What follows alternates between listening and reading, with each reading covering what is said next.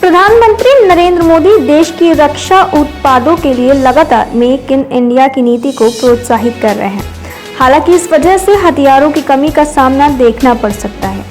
Bloomberg की एक report के मुताबिक अधिकारियों के अनुसार रक्षा प्रणालियों के घरेलू निर्माण को बढ़ावा देने का प्रधानमंत्री नरेंद्र मोदी का जोर देश को चीन और पाकिस्तान से लगातार खतरों के लिए आज सुरक्षित बना रहा है। अधिकारियों ने कहा कि भारत की वायुसेना, सेना और नौसेना अब पुराने हथियारों को बदलने के लिए कुछ महत्वपूर्ण हथियार प्रणालियों का आयात नहीं कर सकती है। उन्होंने यह भी कहा कि इस नीति की वजह से भारत में 2026 तक हेलीकॉप्टरों की कमी और 2030 तक सैकड़ों लड़ाकू विमानों की कमी होने का खतरा पैदा हो गया है।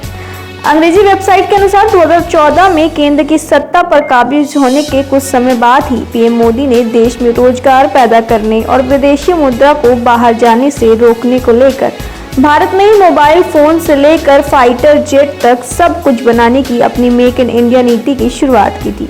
लेकिन 8 साल बाद सैन्य साजो सामान का दुनिया का सबसे बड़ा आयातक अभी भी स्थानीय स्तर पर अपनी जरूरतों को पूरा करने के लिए पर्याप्त मात्रा में हथियारों का निर्माण नहीं कर पा रहा है और सरकारी नियम इन आयात को रोक रहे हैं। सैन्य उत्पादों की प्राकृतिक या इसे कहां से खरीदा जाता है, इसके आधार पर पीएम मोदी की स्वदेशी उत्पादों की योजना 30% से 60% के बीच अनिवार्य करती है, जबकि इससे पहले इस तरह की कोई बंदिश नहीं थी।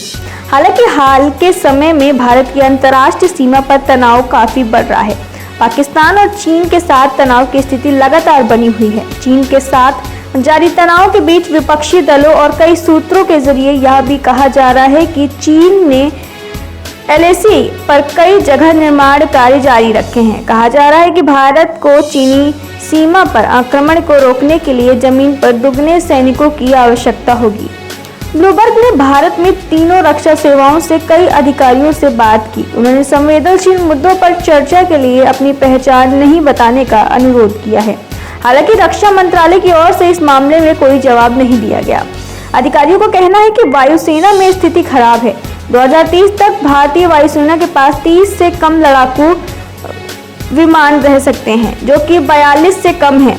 चीन और पाकिस्तान दोनों के साथ सीमाओं की पर्याप्त रूप से सुरक्षा बनाए रखने सख्त जरूरत है।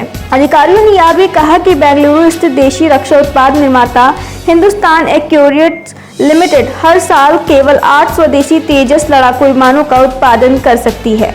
यह करीब आधा स्क्वाड। हालांकि कंपनी ने 2026 तक विनिर्माण क्षमता को दुगना करने की योजना बनाई है, लेकिन उन्होंने संभावना जताई है कि यूक्रेन और रूस के बीच जारी युद्ध के कारण आपूर्ति श्रृंखला में व्यवधान के कारण देरी संभव है। सीमा सुरक्षा को लेकर हेलीकॉप्टर की एक अलग समस्या है। वायुसेना, सेना और नौसेना अभी भी फ्रांस में डिजाइन और तैयार किए गए हल्के हेलीकॉप्टर पर निर्भर है, जो आधी सदी से भी पहले और 1970 के दशक में भी शामिल किए गए हैं। रक्षा मंत्रालय के एक अधिकारी ने कहा कि भारत के हेलीकॉप्टर के बेड़े में से करीब 80% पहले ही 30 साल का अपना समय पूरा कर चुके हैं। एक रक्षा अधिकारी ने कहा कि सेना के सिंगल इंजन वाले हेलीकॉप्टरों के अधिकांश बेड़े को 2026 तक जमीन पर उतारना होगा। घरेलू स्तर पर बने हल्के हेलीकॉप्टर्स 2030 के अंत से पहले तैयार होने की संभावना नहीं है। इस बीच नौसेना को भी घरेलू उत्पादकों के इस्तेमाल पर जोर देने के कारण खासी दिक्कतों का सामना करना पड़ रहा है। भारत का पनडुब्बी बेड़ा सीमित संख्या में है और यह हैवीवेट टॉर्पीडो पर निर्भर है, जिसे 4 दशक पहले खरीदा गया था। रक्षा और विकास अनुसंधान संगठन पनडुब्बी लॉन्च भारी वजन वाले टॉर्पीडो बनाने की योजना पर काम कर रहा है, लेकिन वे कब उपयोग के लिए तैयार होंगे, इसके लिए कोई समय रेखा तैयार नहीं है। नमस्कार, मैं हूं देवकीनंदन मिश्रा। आप देख रहे हैं पब्लिक न्यूज टीवी। अगर आपको हमारा ये वीडियो पसंद आया हो तो इसे लाइक करें और ज्यादा से ज्यादा लोगों तक शेयर करें।